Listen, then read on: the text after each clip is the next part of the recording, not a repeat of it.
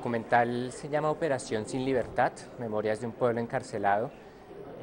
Narra la historia de cómo un grupo de personas de la población de Quinchía, Risaralda, fue capturado por el gobierno y retenidos durante 2 años de manera injusta y luego liberados sin que nunca se les diera explicación. El trabajo surgió de una investigación que estaba realizando mi compañera de trabajo de grado, Ángela Mateus, para su tesis de sociología. Ella encontró el caso, decidió que pues, era muy interesante y me lo mostró, dijo que el trabajo solo ha tenido difusión regional y me propuso que hiciéramos un documental sobre el tema para hacerle de pronto una difusión más amplia a nivel nacional. A nosotros en el Rosario nos forman siempre para preocuparnos por las problemáticas sociales, ¿sí? Y en ese momento nosotros, tanto Ángela como yo, hemos percibido que si bien la seguridad democrática había generado muchos beneficios para el país, también ha generado ciertos perjuicios. Entonces, desde el principio quisimos buscar un caso en el que la seguridad democrática generara perjuicios para ciertas personas, injusticias.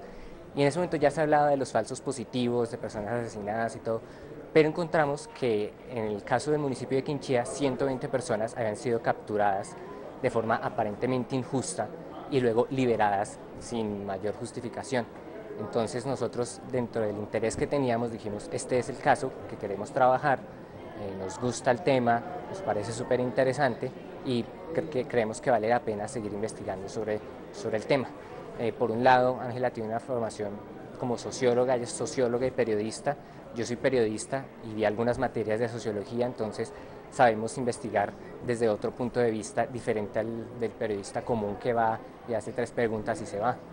Operación Sin Libertad, Memorias de un pueblo encarcelado, es un documental reportaje que Ángela Mateus y yo decidimos presentar como trabajo de grado para el título de Profesionales en Periodismo y Opinión Pública. Nosotros nos conocimos ya realizando trabajos de grado, para materias de la universidad y por eso decidimos juntarnos para el trabajo de grado. El documental se llama Operación Sin Libertad porque todo este proceso se dio en medio de una operación del ejército llamada Operación Libertad, en la cual capturaban supuestamente a los colaboradores de la guerrilla, ¿sí? Y entonces, como la operación se llamaba Operación Libertad, en la que paradójicamente capturaban personas, entonces nosotros al documental le pusimos Operación Libertad y ahí sale Operación Sin Libertad, porque estas personas a partir de esta operación quedaron privadas de su libertad. Después de evaluar mucho a las personas que fueron víctimas de este abuso de parte del Estado, decidimos escoger a 3 personajes principales, cada una representante de distinto sector. El primero de ellos es Raúl Marín, conductor del municipio, quien representa a las personas del pueblo, trabajadoras, honestas, ¿sí?, que fueron víctimas de esta captura. El segundo es Fabián Becerra, campesino, caficultor, que también viviendo en la parte rural fue víctima de este abuso de autoridad. El tercero es Jorge Alberto Uribe, exalcalde del municipio, quien fue capturado durante su campaña para aspirar a la alcaldía y representa de algún modo el sector político porque en ese momento fueron capturados los 2 candidatos a la alcaldía y el alcalde de ese momento. Entonces también queríamos representar a eso. También pusimos otro personaje que es el señor José de los Santos, cieguito de nacimiento, quien pues, fue acusado de ser el jefe de explosivos de la guerrilla y eso pues de dónde, si es un señor cieguito. Y yo era la mascota de ellos porque ellos me decían a mí, usted es la mascota, usted es el... Y lo mismo que la jefa de derechos humanos, a ver, María sí sabe, la pegué también mucho yo. El caso que nosotros estamos denunciando ya había salido en un programa de televisión, Contravía. Sin embargo, ese programa se dedicaba simplemente a hacer la denuncia. Nosotros queríamos abordarlo desde otra perspectiva y era cómo estas personas sufrieron esa captura. Entonces decidimos entrevistar a los familiares. En el caso de Raúl Marín, entrevistamos a la esposa, que nos habló sobre cómo se afectó la familia y los niños, cómo ella tuvo problemas económicos. En el caso de Fabián Becerra entrevistamos al papá, quien pues trabajando en el campo y siendo su principal ayuda, su hijo, se quedó sin quien le ayudara, sin poder trabajar y le tocó desplazarse hacia la ciudad. Entrevistamos también a la hermana de Jorge Alberto Uribe, quien nos da un enfoque, pues aparte de la familia de Jorge Alberto, de cómo se ve afectada, También nos habla cómo quedó el municipio, porque ella era funcionaria de la administración distrital y ella dice, el municipio quedó deprimido, quedó afectado, el comercio se cayó. Entonces esos eran los personajes como de apoyo que nos sirvieron para narrar esta situación. Hoy yo le quiero contar la historia que yo viví, bien berraco estaba riendo cuando en mentiras caí. Desde antes de comenzar la producción del documental, nosotros decidimos que el principal elemento narrativo iba a ser la voz de los personajes, ¿sí? No íbamos a meter voz en off, no íbamos a dar una narración adicional, sino que íbamos a permitir que ellos hablaran, que ellos expresaran, ¿sí? Sin micrófonos, sin preguntas, sin nada más. Entonces, pues a partir de ahí seleccionamos a los personajes que más facilidad tenían para hablar, ¿sí? Eso fue fundamental, porque algunos que muy tímidos y no hablaban y teníamos miedo de que ante una cámara se intimidaran aún más. Y decidimos también, durante el transcurso de la postproducción, que un muy buen elemento que le daría como un toque de localidad al documental sería la música. Entonces contactamos a un amigo mío que se llama Jorge Duzán, quien pues, al tener vínculos con la región conoce muy bien esa música, y entonces pues le pedimos el favor que pusiera la música para el documental, y él después dijo, listo, ya compuse la música, nos la mostró, nos gustó y dijo, ¿puedo usar esta música como mi trabajo de grado en la universidad? Entonces él presentó esa música como su trabajo de grado en la Universidad de los Andes, y él es hoy en día profesional en música de esa universidad con ese trabajo de grado, entonces terminó siendo casi que un triple trabajo de grado del documental. Un saludo a todas las personas que sintonizan El Espejo, que quieren participar. Es una muy buena plataforma para mostrar los trabajos audiovisuales que no son realizados por los canales privados o grandes canales de Colombia. Entonces, pues, un saludo a todos ustedes y ojalá se animen a participar en este tipo de programas y convocatorias.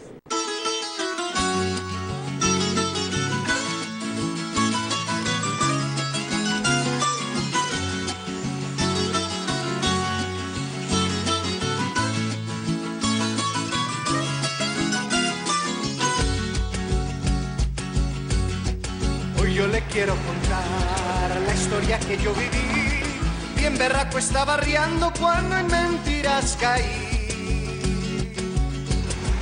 Era un día muy normal, Dios lo dio para trabajar, pero resulté bandido pa' triunfo de los demás.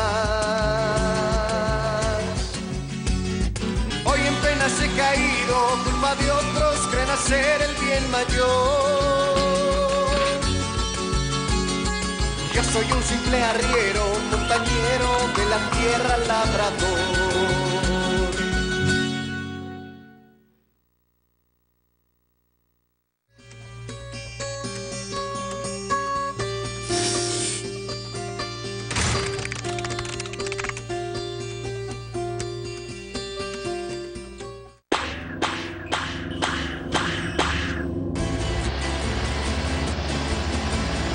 El 28 de septiembre del 2003 llegan a Quinchía a eso de las 2 de la mañana, empezaron a entrar fuerzas del Estado, entraron más de 1.200 hombres, 120 vehículos, el avión fantasma y 3 helicópteros, la Hawk que llaman, entraron también la policía antimotines y supuestamente venían a darle captura a los colaboradores de la guerrilla.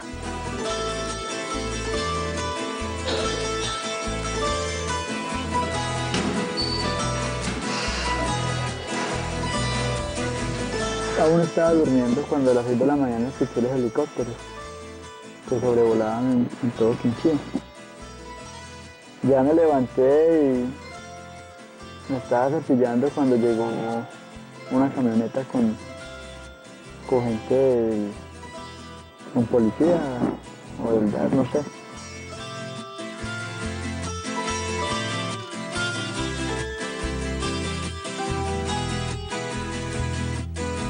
Día lluvioso, estamos en campaña política urbana. Prácticamente a las 4 de la mañana llegaron cerca de 50 efectivos a la casa. Yo sinceramente cuando me tocaron la puerta y que abriera yo creí que era la guerrilla que me iba a llevar o que los paracos me iban a levantar. Ya en eso, por mí entraron a la casa a las 4:30 de la mañana, nos levantaron con niños y todo. Ya cuando el fiscal llegó como a las 6 de la mañana ya dijo que era requerido por la Unidad Investigativa de Derechos Humanos de Bogotá por rebelión y terrorismo. Ellos llegaron, nos sacaron la orden de captura, me la entregaron para que la firmara, raquetearon toda la casa y me dijeron: empaque ropa que usted se va con nosotros para Pereira.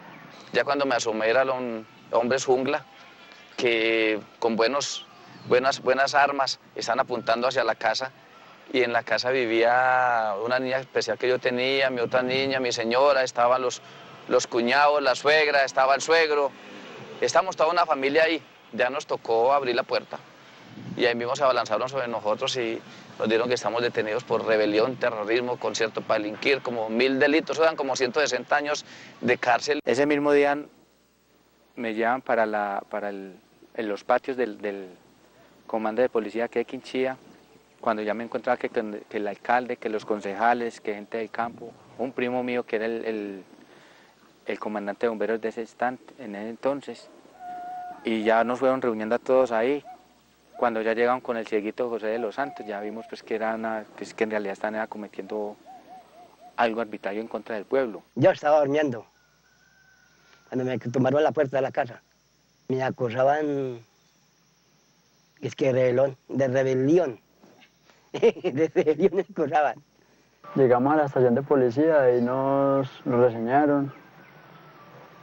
Luego, como a eso de las 2 de la tarde, nos sacaron para Pereira en camionetas turbo. Nos llevaron a la Sijín. Allá estuvimos detenidos 15 días, a la expectativa de que íbamos a salir ligero. Ese 28 de septiembre, cuando ya hicieron las capturas masivas, el secuestro masivo del gobierno nacional, entendimos que era el mismo Estado que estaba acabando con una democracia de un municipio. Prácticamente estaba secuestrando prácticamente una dirigencia política, porque no solamente fue los candidatos a la alcaldía, sino también el mismo alcalde de esa época, fueron los concejales, fue toda una dirigencia política que estuvo metida dentro de ese proceso de seguridad democrática que maneja el gobierno Uribe.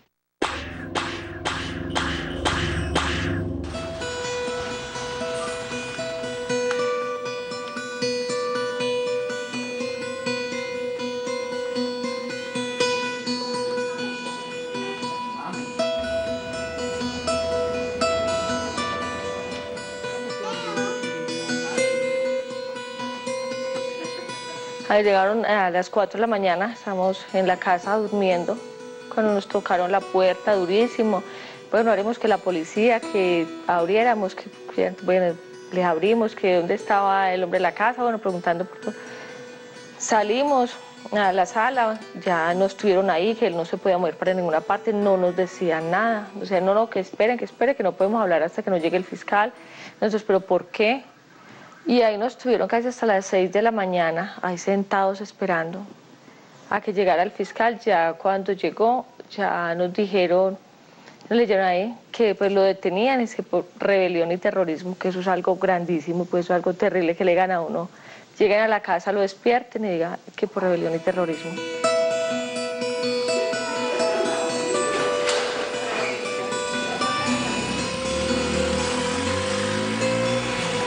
Pusieron a requisar la casa, mi esposa le íbamos mostrando pieza por pieza, porque la casa en mi vereda pues es grande, le íbamos mostrando pieza por pieza y íbamos atrancando porque en esa época a mucha gente le ponían armamento y después decían que eran guerrilleros.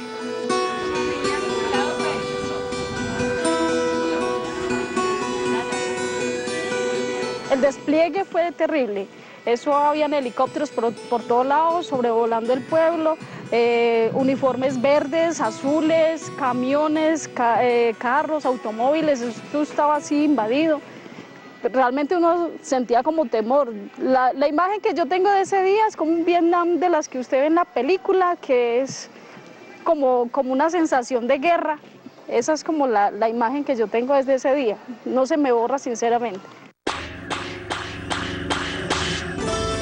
soy conductor de la empresa de transportes Bartero. Esta ha sido la herramienta de trabajo mía, el vehículo, este carro, hace ya más de 16 años. A ver, yo me gradué en el 98 y seguí trabajando en la finca. Esta es una cafetera. Se dedica uno a cultivar el café, a cultivar la caña, las diferentes labores que demanda eso. La de hierba, la abonada, la recolectada, el lavado.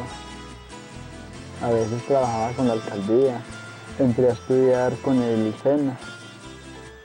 Hice un técnico profesional agrícola. Y mi vida giraba alrededor de eso, del estudio y el trabajo. Yo venía siendo secretario de gobierno del municipio. Anteriormente había ocupado otros cargos, tesorería, la parte de cultura, la parte de proyectos, planeación municipal, entre otros cargos. Viví una campaña urbana, que en Chía son 80 veredas rurales, son 4 corregimientos y tenemos 12 barrios. Un 82% de la población es campesina, por consiguiente la presencia en época electoral es constante en el campo. Sin embargo, no la pude hacer porque inscribí un programa de gobierno tendiente a recuperar a Quinchía y por consiguiente uno de los principales problemas que tuve fue los grupos al margen de la ley que era la guerrilla, en los cuales no me dieron la posibilidad de hacer una campaña rural. El grupo armado al margen de la ley, que era el grupo EPL, que era el grupo subversivo que actuaba en esta zona, una licencia del EPL, el Oscar William Calvo, era un grupo que se mantenía mucho entre las veredas de Santa Elena, Piedras, y resulta que por estas mismas veredas las carreteras comunicaban a Irra y ellos salían a hacer sus cosas a la Panamericana. Entonces cuando salían a hacer sus secuestros y todo, prácticamente los secuestrados los echaban para este lado de Quinchía. Ellos eran los que mandaban en el territorio y uno estaba en medio del conflicto. Uno no podía jalar ni para allá ni para acá. Sacaron la mitad del grupo y lo llevaron para la cárcel de la 40, ahí en Pereira. El resto quedamos ahí con la esperanza de que íbamos a salir pronto. Y no, a los 15 días, a las 2 de la mañana nos levantaron para que empacáramos y nos fuéramos para la brada. La comida muy mala, el trato para uno como sindicado, pues, al no ser condenado, al no comprobarle nada, no sé por qué pierde uno tanto derecho en una cárcel. Se perdió también la privacidad. La privacidad, se dañaron muchos hogares y se pierde en realidad lo que uno tenía como por justicia. No, con los presos, gracias a Dios, yo la pegué mucho con todos, gracias a Dios. ¿Para qué voy a decir que no? Y los comandos también fueron muy buenos conmigo porque ellos se enrollaban de mí, gracias a Dios. Y yo era la mascota de ellos porque ellos me decían a mí, usted es la mascota, usted es el... Y lo mismo que la jefa de derechos humanos, a ver, María Isabel, la pegué también mucho yo, y las enfermeras también. Prácticamente vivimos entre paramilitares, entre guerrilleros, entre delincuencia común, entre dirigencia política, entre todos compartiendo unas celdas o una cárcel. Inicialmente muy duro porque nunca hemos tenido esa fatídica experiencia de estar en una cárcel. Pensaba uno que le iban a quitar los zapatos, que le iban a quitar la camisa, que le iban a quitar el reloj, que le iban a violar, bueno, tantas cosas que se hablan de una cárcel, pero cuando llegamos allá las cárceles han cambiado mucho en Colombia. Tratamos de vivir muy humanamente, sin problemas, tranquilos, sin vicios. La convivencia que hubo allá con tanta gente del país y aún hasta gente del extranjero que convivimos fue excelente. Al menos el patio donde estuvimos nosotros fue un patio muy tranquilo, tanto así que lo llamaban el patio de las monjas. Éramos gente humilde, gente que a nadie le hacíamos daño, que no nos metíamos con nada. Inclusive en la misma guardia, allá con el tiempo se dio cuenta y la gente de Quinchía, una berriondera, se portó súper bien. No tuvimos problema con ninguno de ellos, ninguno éramos viciosos ni nada de eso. La vivencia en la cárcel en sí era muy dura porque era algo que no conocíamos y es una muerte disimulada. ¿Por qué es una muerte disimulada? Porque acá caen ricos, pobres, feos, gordos, altos, bonitos, de todo. A esa definición llegué yo con la cárcel. Afortunadamente y desafortunadamente nos cogieron a los dos candidatos. Entonces nos amarraron a todos dos, al candidato del otro partido y a mí que venía por el Partido Liberal, el otro venía por el Nuevo Partido, que ya desapareció políticamente. pero era como un consuelo de tontos. Él cuando me vio se alegró, y yo cuando lo vi también me alegré. Vivimos allá y compartimos celdas igual, en el mismo patio, y igualmente en celdas casi contiguas. Al principio duro, había tirantes, porque de todas maneras la campaña se insulta, se agravia, muchas situaciones, pero ya terminamos siendo amigos y compartiendo celdas y compartimos muchas cosas. Esperar el resultado. El otro decía que ganaba, yo decía que ganaba. De todas maneras la gente seguía aquí en la contienda. Y eso sí, primeramente Dios del cielo, Él era quien nos daba la fortaleza, o al menos a mí me dio la fortaleza para estar allá y brindar el apoyo necesario, apoyo psicológico y algunas veces hasta económico a los compañeros. La situación fue dura, porque uno en la cárcel se vuelve una obligación más para la familia. Ella me visitaba cada 8 días. Gracias a Dios tuve el apoyo incondicional de ella, de mis padres a lo lejos porque económicamente no podían ir, mis hermanas, y sí, toda la familia me apoyó en general, estuvieron conmigo de principio a fin. De los pocos alcaldes del país nombrados y que hayan sido elegidos en la cárcel fui yo. Yo salí elegido con una votación de 6.000 votos y la contraparte sacó 2.000 votos de una votación que podían ser 12.000 votos, como pasó en estas elecciones pasadas. Pero el mismo problemática de orden público, la misma inseguridad, la misma estigmatización hizo que muchas de las personas no salieran a votar. E igualmente fui el primer alcalde que fui posesionado en la cárcel. Al no estar él, me tocaba hacerme cargo de todo. De todas maneras, conseguimos conductor para el carro, pero nunca vi un peso pues del carro. El conductor decía que no alcanzaba, que no daba abasto. Estarlo visitando a él cada 8 días, llevarle el dinero porque allá se gasta dinero peor que afuera. Hay que pagarle todo, mejor dicho, o sea, para que tengan donde dormir, para poder comer bien, hasta para que no los molesten. Había que destinar 300.000 pesos para cada viaje, porque había que ir de aquí a Manizales. Le tocaba a uno madrugarse el día viernes a Manizales, y ahí de Manizales ya cogía uno un taxi a La Dorada. Allá le tocaba pagar dormida y comida, y la estadía ya era muy duro. A ella le tocaba para poder entrar a las 8 de la mañana a La Dorada, que era de máxima seguridad, porque a ellos les tocó estrenar esa cárcel. A ella le tocaba hacer fila desde la 1 de la mañana. La visita a la cárcel, la falda, porque ya cuando se nos permitían un pantalón, la falda, pensar en la maluca requisa ya, a veces hasta era ultrajante. En ese sentido, pues como la parte familiar, a pesar de que estábamos alrededor de una función o de un entorno maluco, pues éramos muy unidos y pensábamos en él. El niño quedó con unos traumas psicológicos terribles. Él, así los días, él pues presenció pues todo cuando se lo llevaron. Él lloraba muchísimo, porque el niño se me enfermó mucho. En ese año me perdió el año en colegio porque no quiso seguir estudiando, no prestaba atención, se mantenía llorando. Y pensando pues de que el papá, siempre preguntando por qué el papá se lo han llevado, qué pasaba. O sea, fue muy duro para los niños. Nosotros nos vinimos a vivir acá al pueblo. Yo me enfermé, iba aquí en el pueblo, yo me mantenía por ahí, como se dice, sentado, una persona que diario trabajaba en el campo. Ya me desilusioné, abandoné la tierrita, la di en compañía, me fui con parte de familia para Pereira a vivir por allá. Por allá estuve 5 meses y tampoco pude vivir tranquilo porque uno como campesino, pues trabajador, y estar por ahí sentado era muy duro. En la parte del municipio, pienso que hubo un estancamiento.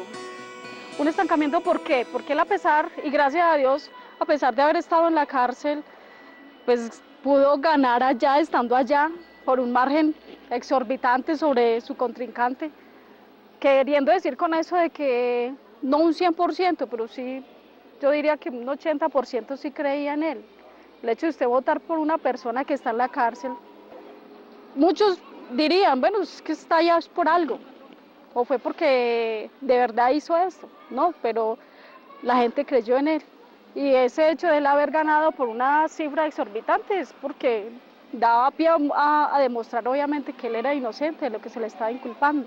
Por ahí como el 26 de octubre del 2004 entraron los paramilitares y me hicieron salir el agregado, violaron a la señora del agregado, y entonces se me fue y me tocó llamar a otra gente que me cuidara allá la finca mientras pude organizarme. Hubo que nombrar alcalde encargado. Ese alcalde encargado pues obviamente se limitaba en sus funciones, porque esperando, obviamente con la esperanza, valga la redundancia, de que pudiese llegar realmente el titular y pudiese ejercer su función como así lo habían elegido. Todas las arbitrariedades del mundo, donde un derecho de petición o una habeas corpus dura 36 horas, nosotros demoraban 3 o 4 meses, tutelas de 5 o 6 meses, apelaciones que nunca contestaban o nunca las fundamentaban, testigos que muchas veces decíamos es mentiroso por esto y esto, y la fiscalía diciendo que no, a pesar de que nosotros teníamos las pruebas del DAS, teníamos pruebas de la Registraduría Nacional, teníamos pruebas contundentes que decía ese testigo es falso y está diciendo mentiras por esto y esto. El testigo Julano no tiene por qué estar declarando porque está en la cárcel. Julano no sabe porque el nombre lo cambió. Tantos testimonios que se vieron en el proceso y que nunca nos dieron la razón. Resulta que estos investigadores no se dieron a la tarea de investigar como debe hacer en forma, sino que no fueron a las veredas ni nada, sino que se dieron a la tarea de comprar testigos. De estos testigos los compraron prometiéndoles trabajo, empleo, prometiéndoles el cambio de identidad, prometiéndoles, por ejemplo, a los que me acusaban a mí les prometían que trabajo en España, y entonces ya esta gente se dio a la tarea de señalar. Muy pronto se notó que todo era una trama, que la mayoría de las cosas que se decían en contra de nosotros, por no decir el 100%, eran mentiras. Sin embargo, nos detuvieron unos 22 meses y antes de terminar el periodo del fiscal de ese entonces, dijo por televisión que la captura masiva del municipio de Quinchía salía. Mucha gente de acá del pueblito se movilizó a la ciudad de Pereira y hasta taponaron vías pidiendo la liberación de los compañeros que estaban en Pereira. El abuso que se le está infringiendo a un pueblo entero. Que respeten que ellos viven del erario público, de nuestros impuestos, que respeten. Nosotros vivíamos a la expectativa, sabíamos que si hoy salían los de Pereira, el otro día salíamos nosotros, si estábamos pues dentro del grupo que íbamos a salir. Ya al martes por la tarde vimos por las noticias, porque eso fue noticia prácticamente que a nivel mundial, vimos por las noticias que salían los de Pereira. Ya nosotros al otro día, el miércoles, estábamos a la expectativa de la salida de nosotros. Y ya como a eso de las 4 de la tarde nos llamaron a notificarnos la libertad.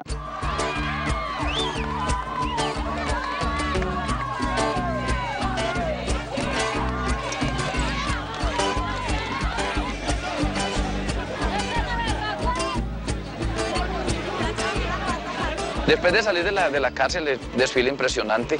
La verdad que llorábamos todos viendo un desfile donde toda la gente quinchía salió a recibirnos. Y fue por goteras, porque primero empezaron unos, luego otros y finalmente llegamos nosotros.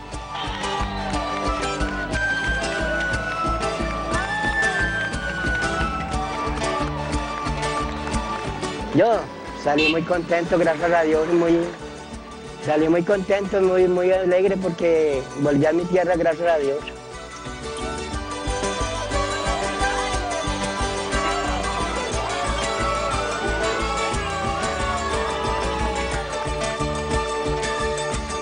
Mi hija cantaba de alegría y jugaba y dijo que muy contenta que porque Dios le ha traído a papá otra vez.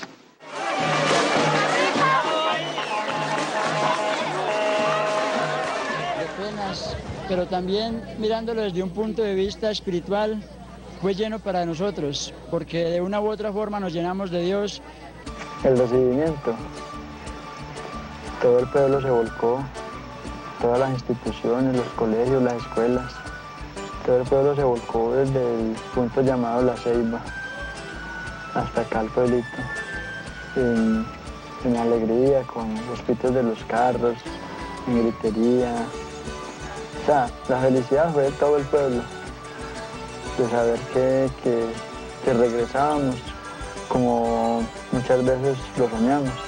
Acá nos sacaron cabizbajos y esposados, y gracias a Dios volvimos con la frente en alto y felices de poder volver al pueblito. De ahí para arriba a gobernar, difícil, sí, porque uno salir de la cárcel por rebelión. Y lo primero que se encuentra es un consejo de seguridad con generales y coroneles. ¿Quién va a creer que usted es inocente? Todo el mundo en la mente de ellos dirá, no, ese es culpable, es un guerrillero más que salió y que no le pudimos comprobar nada. Nos tocó vivir los dos procesos, seguridad democrática en contra de uno y seguridad democrática defendiendo un pueblo. El gobernador nos dio día mercadito, muy formal. El gobernador nos dio día mercadito, nos prometieron que iba a haber empleo para los que salíamos de la cárcel, porque pues lógicamente todo acabado, sin ya donde arrancar, uno prácticamente arrancar de cero. Tampoco hubo empleo para los que salimos de la cárcel. Vino el defensor del pueblo y dijo que no nos fuéramos a ir del pueblo, que no lo fuéramos a abandonar. Yo, pero ¿cómo no va a abandonar el pueblo si la gente del campo encontró las tierras acabadas? ¿Y con qué va a sembrar, con qué va a limpiar y con qué va a comer mientras la tierra le produce? Él pues con miedo de volver a empezar, a trabajar, pero también decía que no se iba, que porque él no tenía por qué irse si no debía nada, que él no había hecho nada malo y porque iba a salir de su pueblo, pues que había quitado toda la vida. Cuando salí de la cárcel, mi hijo dijo que si yo volvía a la cárcel, él se quitaba la vida, que él se mataba. Y cuando ya un niño de 6 años y medio diciendo que se mata, mire pues hasta dónde los perjudicó a ellos. Pues el caso es de que él de todas maneras, él salió de la cárcel y él es muy nervioso. Él muy nervioso y él dice que no le da ganas de ir al campo, que él va por allá y ve el ejército y cree que ya van es por él. Ya para mí es difícil meterme a coger café o a bolear machete, aunque algunas veces lo hago, pero ya no como antes, que uno tenía el golpecito de todos los días a trabajar.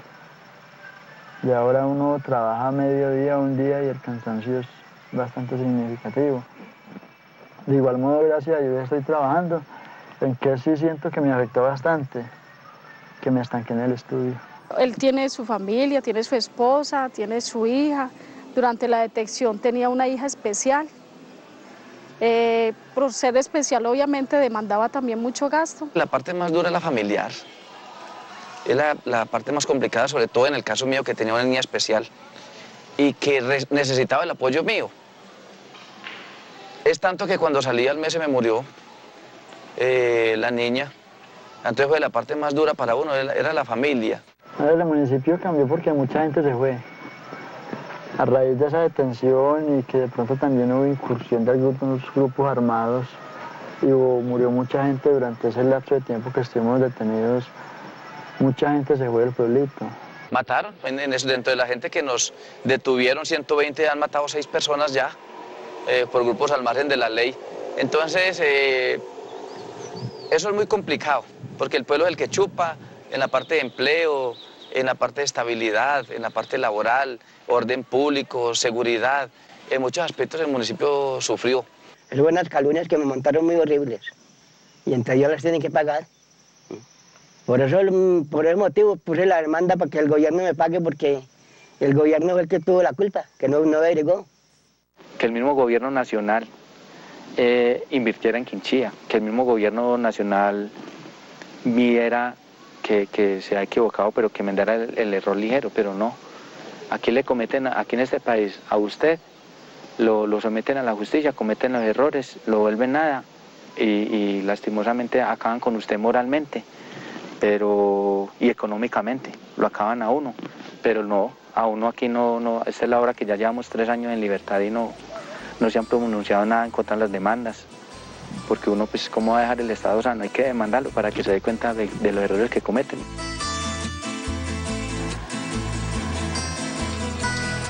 Se forjó como una meta limpiar la imagen de Quinchía. tratar de limpiar esa imagen de Quinchía, que muchas cosas de esas se ven reflejadas hoy. Ya hay muy buena presencia de turistas, ya la gente no le da miedo venir acá, ya hay inversión, el costo de las fincas se ha incrementado muchísimo, invertir se ha hecho algo rentable en el municipio y obviamente respirar una paz aquí en el municipio es súper delicioso. Colombia es un país donde hay presencia de grupos al margen de la ley, hay FARC, hay ELN, hay grupos paramilitares. Entonces, de todas maneras, no es que diga uno que no se debe cuidar, no, al contrario, todos los días tienen que cuidar más, porque los grupos al margen de la ley nunca se van a acabar y sobre todo mientras exista pobreza y exista descomposición social, van a haber problemas en el país.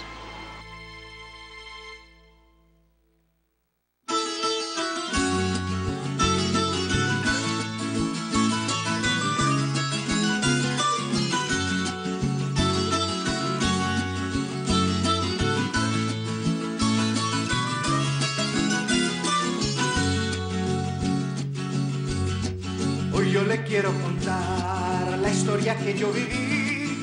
Bien berraco estaba riendo cuando en mentiras caí.